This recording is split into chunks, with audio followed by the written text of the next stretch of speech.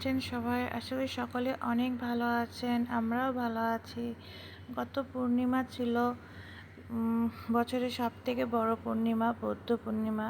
আর আমরা প্রত্যেক শুক্রবার বাইরে ঘুরতে যাই বা মন্দিরে যাই। মন্দিরে গেলেও ঠাকুর দর্শন হয়, একটু ঘোরাঘুরি করা হয়।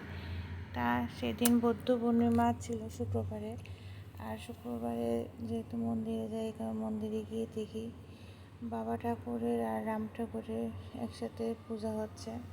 তো অনেক দিন ধরে পূজা টুজা তেমন একটা দেখা হয় না। পূজা শেষে এই তো সকলে মিলে প্রসাদের জন্য লাইনে দাঁড়াইছি।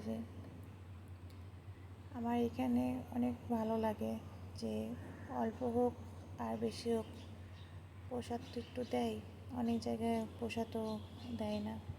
এই তো আর আমার গোপালরা এত মানুষজন দেখে, পূজা দেখে অনেক খুশি।